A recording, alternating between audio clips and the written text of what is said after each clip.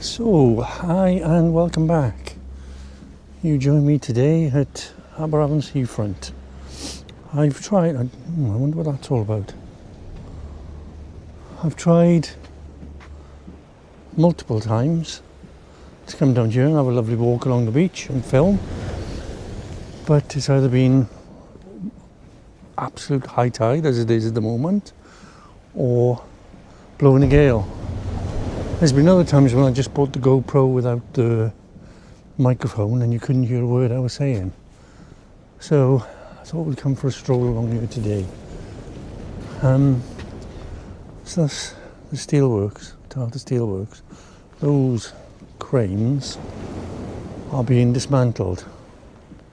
I don't know whether you can see that one is to the left, far left is pretty much, well, it's being taken apart. Be quite sad, I don't know why. That's Mumbles over there, right on the very far left. Then you've got Swansea Bay, Kilvey Hill, Town Hill. There's a big restaurant in that, at the top of that tall building. Wow, they make a hell of a noise, these raves. It's very nice though, it's beautiful today. Absolutely beautiful day. I thought it was going to be chilly down here because it's cold when I left the house. It's currently 8:15 on Monday the 23rd of March, and my son asked me on the way to school today, what do I do all day? And I've come to realise I quite like having choices as to what I suppose need to do, want to do, and not living by the clock. I've always really disliked living by the clock. Somebody else has got control of my time. I mean, I still do live by the clock a little bit, but to take him to school and to pick him up and appointments and things. But apart from that, it's my choice and I really enjoy it.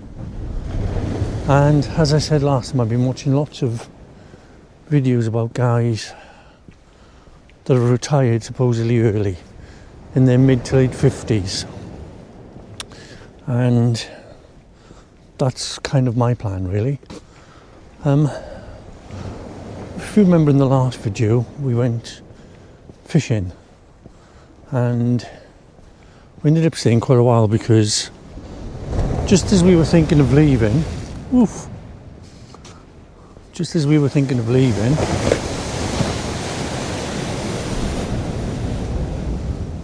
a guy came over who was obviously very experienced and, whoa, look at that.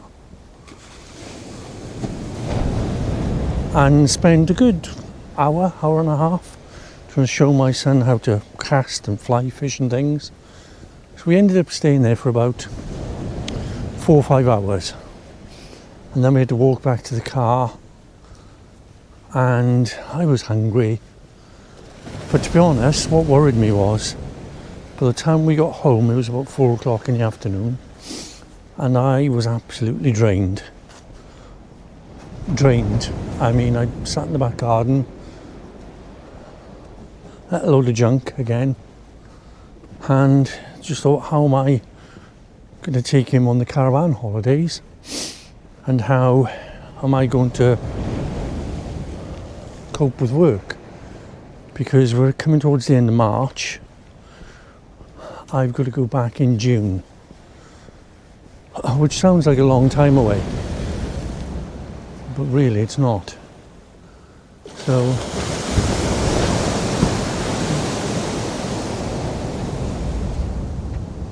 all that is playing on my mind at the moment, and I'm going to a group session all about education and well-being after a cardiac event, and everybody else has had a heart attack and had a stent put in, whereas I had open heart surgery. So a lot of it doesn't really apply to me, but some of it is really interesting. And there's a psychologist there, and then an occupational therapist. And the other day, the psychologist said that sometimes you have to make choices because you've only got so much energy in the bank, in the tank, in the bank, whatever you want to call it. And I made the choice yesterday to clean our caravan because we're going away next week. I started it on Friday, and for lots of reasons had to stop, and then finished it off yesterday. It took me about an hour and a half. And then I had to pack it all away and take it back down to where we keep it. And then I got back home, it was about 4 o'clock again, sat down on the sofa and just slept. And I just think, these guys that are retiring talk about health span and life, you know, your kind of choices that you make and what becomes important to you. And I've spent the last, couple of weeks really thinking about these things. And as I said last time, I can't necessarily afford to retire, but I think it's the right choice for me. I really do, because I'm going for this walk now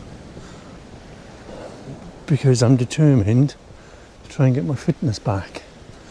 I'm aching like a dog, aching everywhere. So I decided to not go on a bike ride and to go for a walk instead.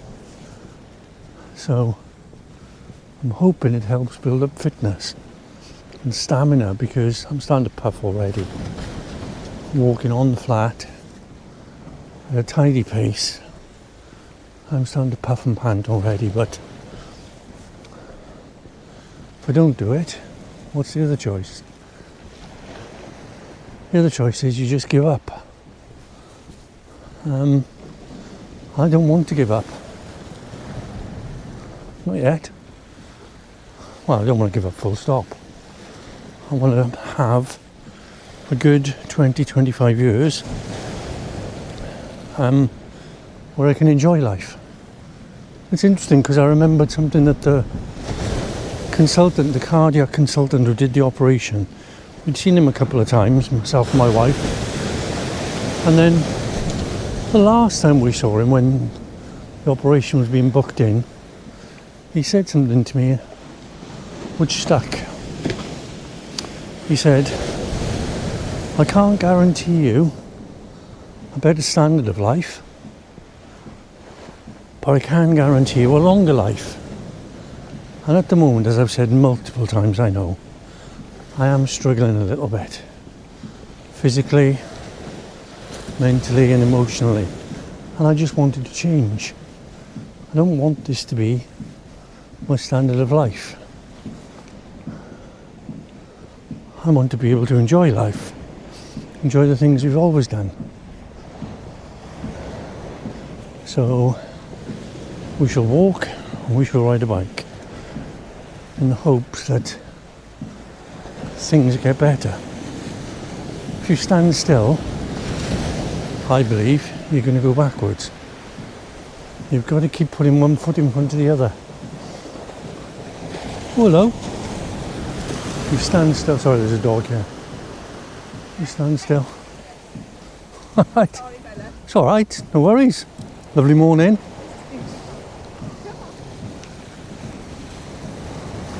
Nice dog. It's nice to see people down here walking. I go back to what I said at the beginning, it's choices. You know, I wasn't sure that I can today because I am aching. But you have to make the choice that you feel is going to be best for you. Yes, I am aching, and yes, I'll probably ache later, but I haven't really got anything else physical to do today. So I want to make this choice. Now, if I was working, I'd be heading off to school now. So, I don't know, guys, how do you deal with having tough choices. I mean, obviously, things like family and finances and health have a major role to play in these things. But how do you... I've never been a big thinker. I think that's always been my problem. I've never been a big thinker. I've never dwelt on things, never thought things through properly, I've just done. So I think this is why I'm struggling at the moment, is I seem to be doing an awful lot of thinking. So I guess what I'm asking is, how do you guys go about making big decisions? Making life-changing decisions? Making choices that are going to affect you? Probably for the rest of your life. Because that's the point I'm at now. Anyway, I've rambled on for a long time now. So I'm going to leave you with the beautiful Swansea Bay and enjoy the last nice day of the week, because it's going to be raining after this. So I shall leave it there. Thanks again for listening, and we'll catch up again soon.